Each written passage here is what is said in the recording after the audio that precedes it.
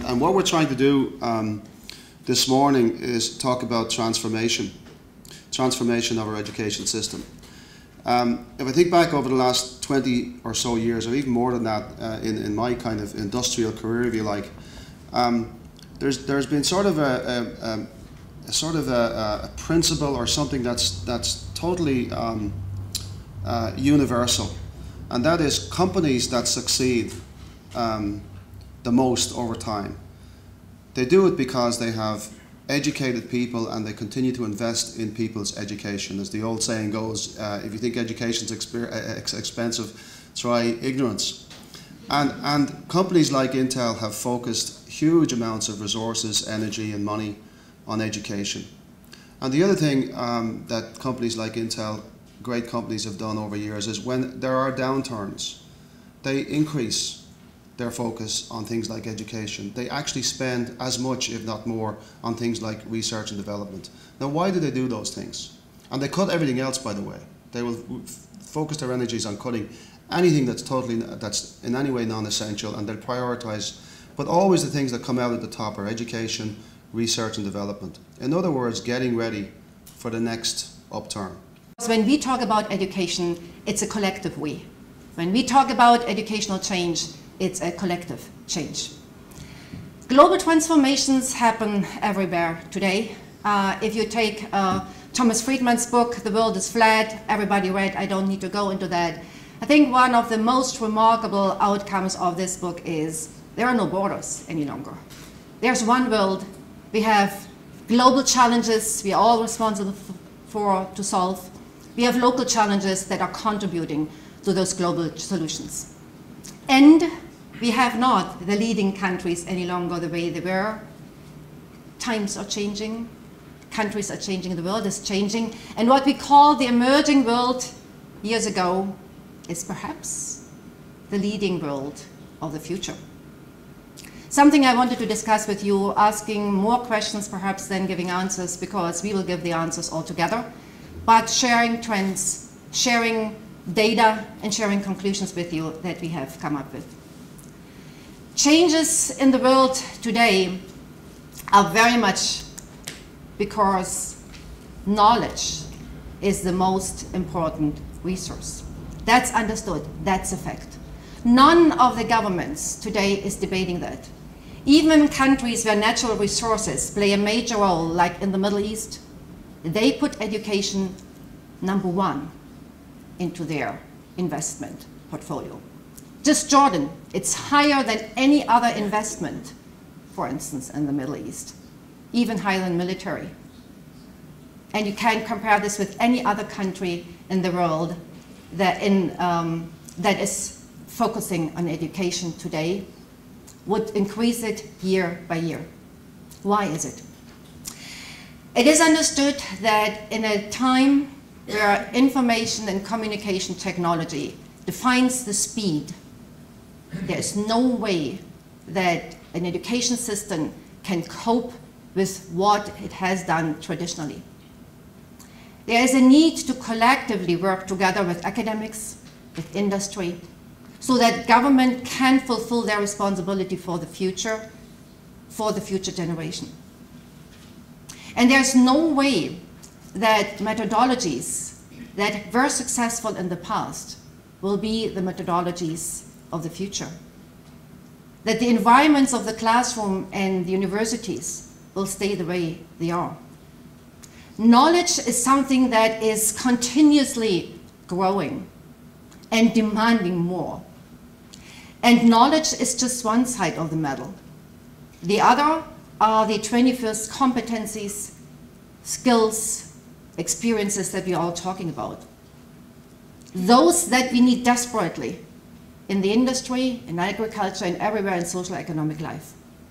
Knowledge is what we need to care about, and therefore I'm so happy that this forum is happening today.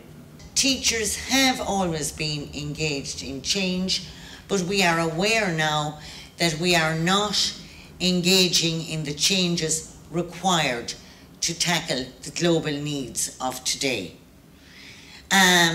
Change is changing all the time. It's driven by the needs of learners, social change, the labour market and the demands of technology. We don't believe that maths and science will cure everything. We do think it's very important, but we believe that a true education must take a multidisciplinary approach. It's important that we embed key skills in our education system, and we believe that a balanced cross-curricular approach will do that. I know that the National Council for Curriculum and Assessment has done a huge amount of work at second level to embed these key skills. A smart economy demands that the education experience must lay a solid foundation for critical thinking, analytical thinking, information processing, and above all, an ability to communicate with others. And we have to be careful that we take this approach, otherwise we may just be giving instructions but not really delivering education. And we don't want to end up with a generation where if it isn't in the manual, I don't have the ability to solve the problem and how to do it.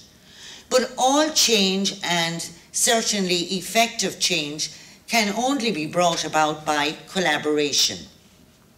It has been shown time and time again that change in any workplace which is foisted on people without consultation is doomed to failure.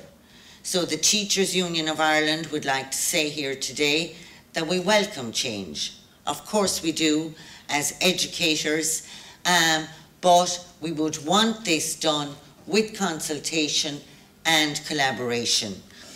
And in the knowledge-based economy that we have, every country is competing, right? And this discussion and debate that's taking place in Ireland is happening in countries that we would never have thought of, right? And Martina's already referred to Egypt several times over the course of it, and I'll come back to that in a minute. But that's because, and a lot of those companies that are countries that are competing for business and competing for investment. It's not that we never thought about them 20 years ago. We never even thought about them 5 years ago. And the demands that are on people are totally different. If I look at the business we have here in Oracle, it's a whole series of different businesses, a federation of about 8 businesses. We've 1,200 people here, right? Of that 1,200, 25% of the people have managers outside of the country. Right? 30% have staff or reports that are also outside of the country. Right? So the fact that we're based in East Point in a series of offices is interesting, but actually the skill sets it requires is totally different. 40% of our staff are non-national. Right? So it's not like you can have the discussion, where do you live and where to go to school, and where, you know, the bond that you have to work with people is totally different. We opened an office in Romania in 2007. It's grown to 3,000 people. We, and who would have thought that? And they took a lot of the functions that exist here. We opened another one in Egypt, right? Back, and that's got to north of 1,000 people within 18 months. It's deeply competitive. The environment we work in is deeply competitive, and in many ways, the Irish, we've got complacent. You know, we've already talked about the fact that there was a lack of investment in education during the good times, and I think the chickens are coming home to roost. But the most interesting thing is when we are interviewing people, we have 200 open positions at the moment. And when we're interviewing people, we do competency-based evaluation, right? So we look at you and we ask, you know, we're looking for the skills around creativity, around teamwork, around communication, all of those kind of things. We accept that the technical skills are probably a given.